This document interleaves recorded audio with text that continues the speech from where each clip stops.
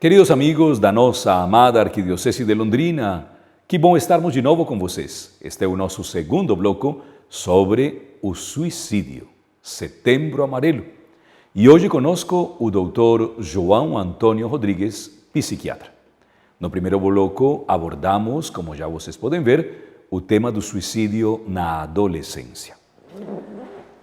Adultos, doutor, o número de adultos que se suicida cresce cada vez mais no mundo inteiro.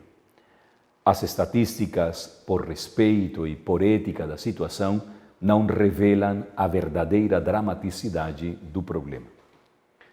Tenho que dizer para o senhor também, com dor no coração, que durante a pandemia e mesmo neste ano, nós passamos por diversos suicídios de padres, consagrados, sacerdotes.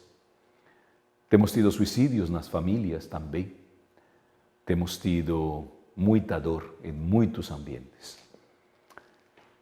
A pergunta que colocam sempre as pessoas, já o Senhor nos falou muito bem sobre os sintomas, não? O que acontece com uma pessoa adulta que tem elementos maravilhosos, não é uma pessoa que está perdida, não é uma pessoa que está abandonada. Imagina, por exemplo, um padre, não? Um padre é um homem da palavra, da vida, da fé, da ressurreição. O que acontece? Porque a pessoa pode procurar o suicídio como a última tentativa, entre aspas, e o Senhor nos mostrou muito bem agora, de passar por cima desse problema, não?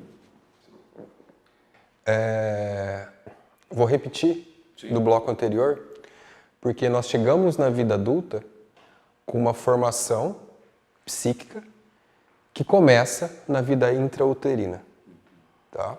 Então, repetindo o que eu disse, o suicídio não é aquele fator pontual. Eu sei que para aquele adulto se suicidar é um ponto final de uma trajetória de vida que se iniciou na vida intrauterina. Nós sabemos, por trabalhos, que estresse intrauterinos, né?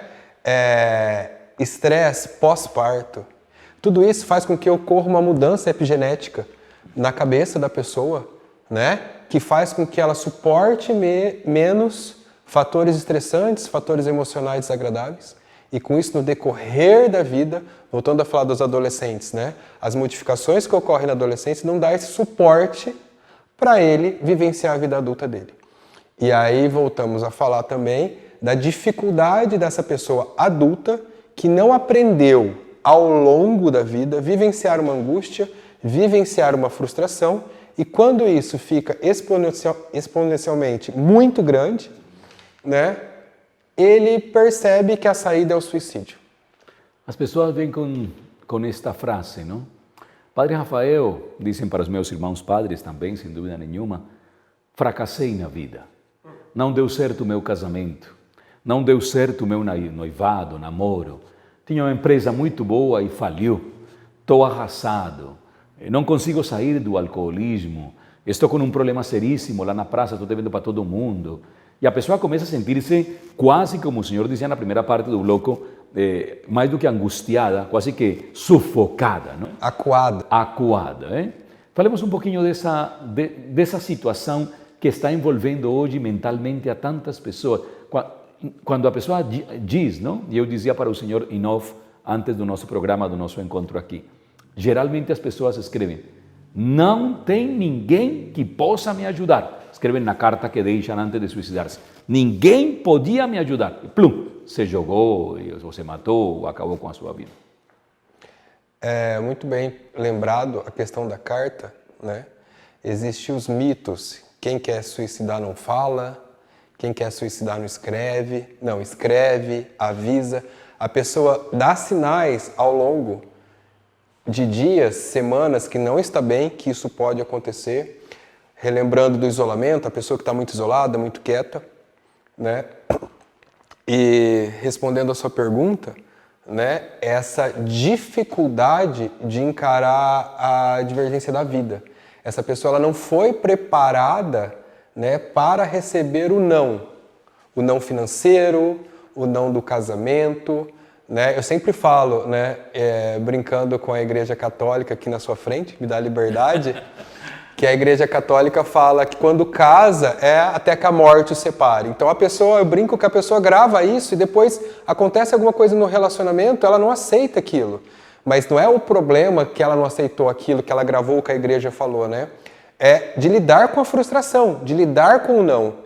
E aí fica muito difícil para ela. E ela não dá conta dessa angústia dela, e aí ela não tem o apoio, que o senhor disse, né?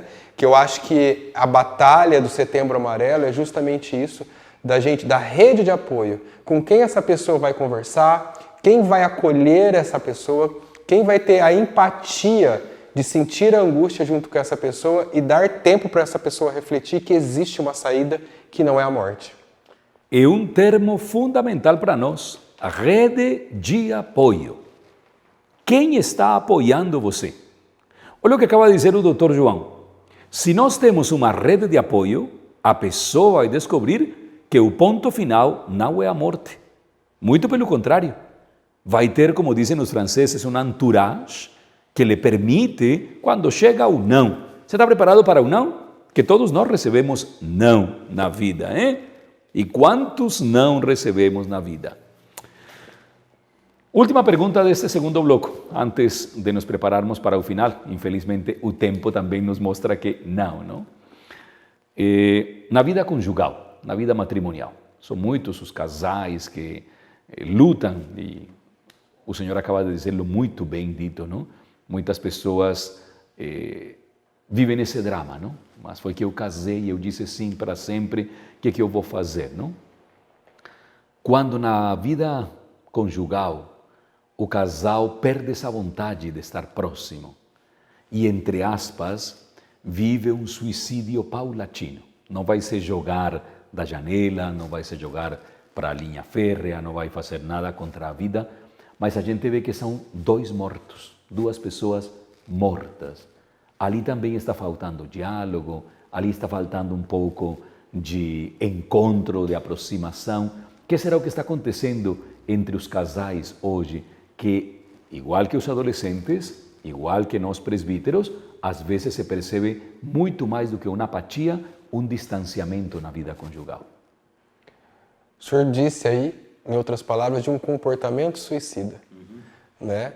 Então nós temos que atentar que as pessoas têm comportamentos suicidas, como esses casais, né? E jovens também têm comportamentos suicidas quando saem de casa, bebem e pegam o carro. A pessoa não quer se matar, mas ela tem um comportamento suicida. O casal, eles não querem morrer, mas eles têm um comportamento suicida. E a relação não existe. E voltamos a falar da rede de apoio, né? Eu acho que esse casal, na verdade, falta o diálogo.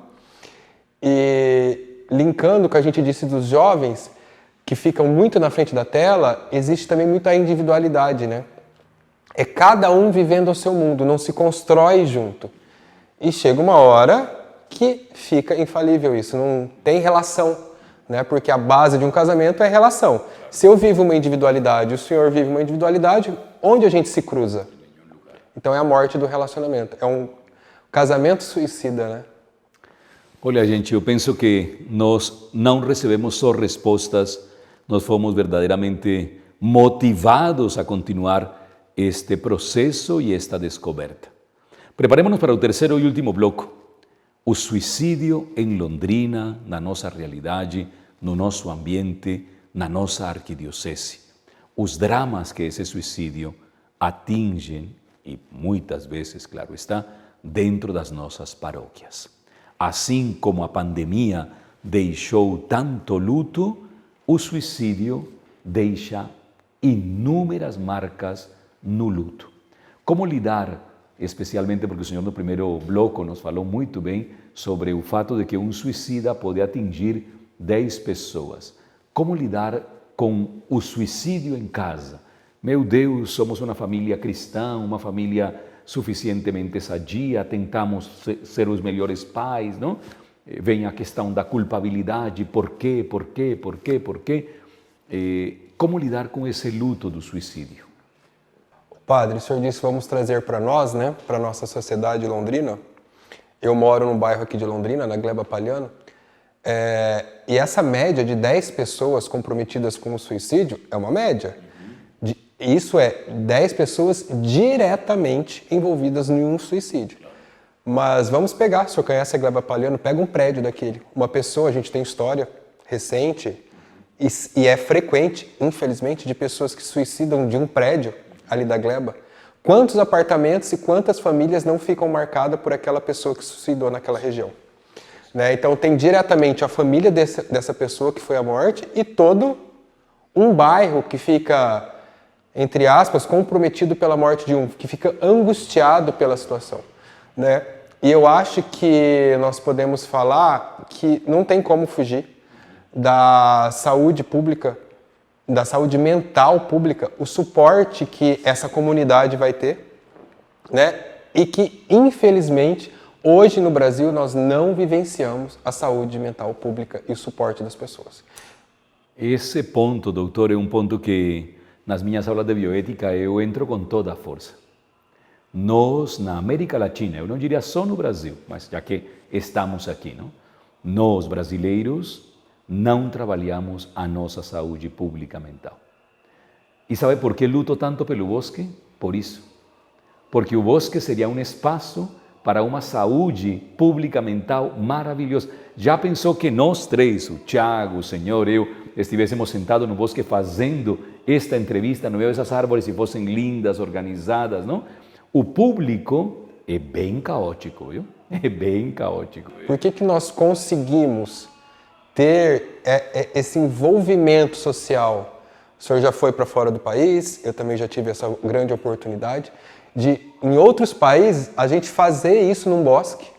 E aqui no Brasil, no nosso recorte Londrina, a gente não consegue, né? Então o bosque, por exemplo, é um espaço das famílias dialogar com os adolescentes, aumentar essa rede de apoio, ver o que está acontecendo em casa e evitar o suicídio. Penúltima pergunta. Podemos pensar em todos os setembros amarelos, assumir uma postura muito mais radical para falar do assunto? Por que temos tanto medo de falar sobre o suicídio? Por que esse medo? Por que ficamos como paralisados? Não, melhor não tocarmos nisso. Por que será isso? O que acontecerá no meio de nós? Será que temos um pouco de vergonha? Ou pensamos que se falamos no assunto, nós vamos nos suicidar? Ou estamos escondendo um suicídio, alguma coisa assim? O primeiro fato é que já não se divulga na mídia o suicídio. Não se pode, é proibido. É proibido se divulgar. Então, eu acho que isso também prejudica um pouco. Não deve se divulgar a pessoa, etc. Mas eu acho que tem que ser divulgado. Né? Por que nós não temos aqui em Londrina... Esse suicídio, por exemplo? Tipo assim, quantas pessoas... Nós não temos, podia ter. Né? Outro fato é que dizem que se promover, né, a pessoa vai querer se matar. Não, a pessoa não vai querer se matar. Não é por quê? Né? Eu sou psiquiatra, esse ano completo 20 anos de profissão, já tive alguns suicídios que envolveram próximo a mim e nem por isso eu quero me matar. Né? E outro fator também que eu acho que tem que ser muito importante ser falado é suicídio não se contamina, né? Tem que se falar de suicídio. Quanto mais a gente se falar de suicídio, menos, já é comprovado, quanto mais se fala de suicídio, menos ocorre suicídio, porque chega apoio a essa pessoa que está com vontade, né? E eu acho o principal que as pessoas não falam porque elas se sentem culpadas. Né? É feio falar que um familiar seu se suicidou, porque automaticamente eu vou achar por que o padre não ajudou esse familiar. Né? Qual é a culpa desse padre? Só que preconceito, porque eu não sei o que o senhor fez pelo seu familiar, né? E também sei que existe um limite por se fazer. Então, eu acho que a culpa instituída na gente perante uma pessoa que se suicida é muito grande, então se cala todo mundo e aí aumenta-se o número de suicídio.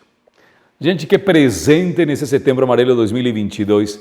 E a última pergunta não pode faltar, não? Uma pergunta para um psiquiatra, hein?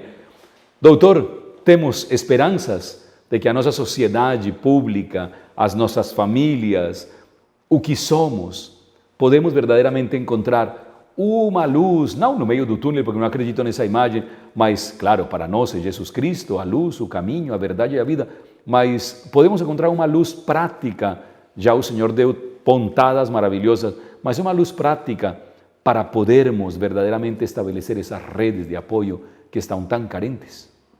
Existe, claro. Eu acho que a primeira luz que a gente vê, felizmente, é na construção dessa saúde mental pública, que vai se formar rede de apoio, né? Vai dar saúde geral, não é só mental, e vai acolher essa população. Então existe sim uma luz, existe uma estrela no fim do túnel para iluminar todo mundo e tem que ser a base da saúde mental pública e do diálogo. Meus queridos amigos e amigas da nossa amada Arquidiocese de Londrina, que bom ter estado com vocês, partilhando um grande momento de crescimento para a nossa comunidade. Por favor, compartilhe este vídeo, passe para os amigos, né?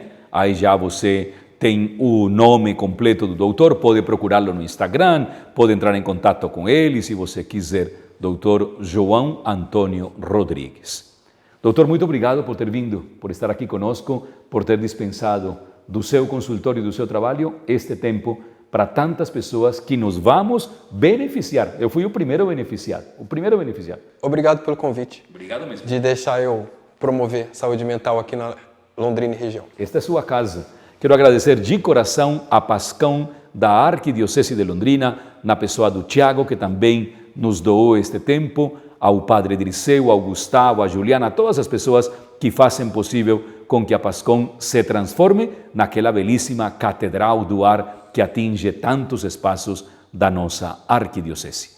Setembro Amarelo, falemos sobre o suicídio, acabemos com o preconceito, deixemos de lado o tabu, o medo, e falemos sobre grandes possibilidades na conquista de uma vida em abundância, como o nosso Senhor Jesus Cristo nos propõe. Até o próximo ano, no Setembro Amarelo.